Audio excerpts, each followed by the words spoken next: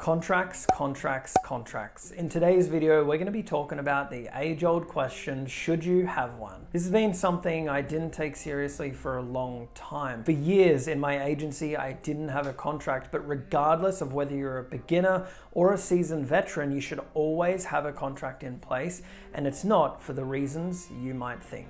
I first thought the reason you had a contract was because if something catastrophic happened, then legally you would be in the clear. However, that's not always the case. Unless it's some big and powerful client, the chances of you being sued or taken to court are very, very slim. Even with a contract, it doesn't guarantee that you won't get in trouble. So then you might be asking, why should you have one? The main reason you have a contract is because it's professional. Now, personally, I haven't really used many contracts. However, when you have a specific offer, it's important to set expectations. What services that you provide, so it's clear from the very start. When I first started my agency, I didn't get clients to sign one, and I think the reason was because I was scared. I was scared if I mentioned the word contract or agreement, then the deal would be over and they would back out. It made me extremely awkward, and then it would make the prospect feel awkward. And it's funny because most people you work with will actually want to see a contract and sign one. It's more of a red flag if you don't have one, and I've certainly experienced this. If you come across someone and they do want to know the ins and outs of a contract, you can just explain to them everything that you've already gone through on the call together is included. There is nothing new or surprising on the contracts that you haven't already heard. When I created my lead guarantee offer in 2020 though, that's when I did start to use one. I got my first contract template from my very first mentor and just edited the parts, the service, the date, and those little details. Not all clients are going to be reasonable. This is why if you ever have a disputed payment or an argument, you can refer to the contract and appeal a refund through Stripe by sending them the signed contract and communication.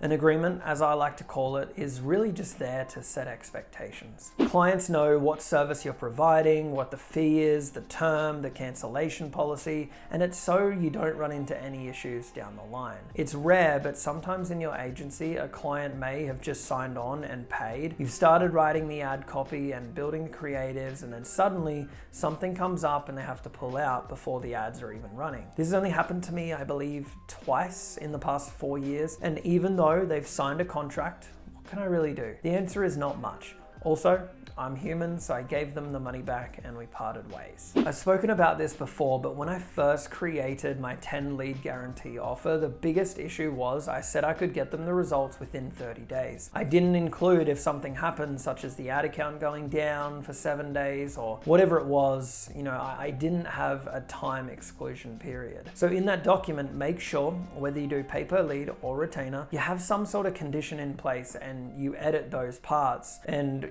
for instance, when I worked with a client, he was extremely unhappy, calling me non-stop, threatening legal action, writing horrible emails, and I was worried. I promised 10 leads in the 30 days, and I actually sent him 11, and I showed him evidence, and I had all the evidence there. But then he said he only received 9. Now this was like 32 days after starting working together. He wanted a refund. He was being completely unreasonable. He threatened to take me to court over it, and I just ended up not replying because after trying to resolve it multiple times, I just left him alone. The truth is they won't be suing you or taking you to court over a couple of $1,000s. What can happen though is Stripe disputes. Now, if you've taken a payment through Stripe and an issue can't be resolved, few, but some clients will dispute the payment, and even after the work has been done, Stripe will take the money from your account plus a $15 penalty fee while things get resolved. This is where a contract is great. You can show proof, screenshots, exactly what you did for that client, so the money does end up back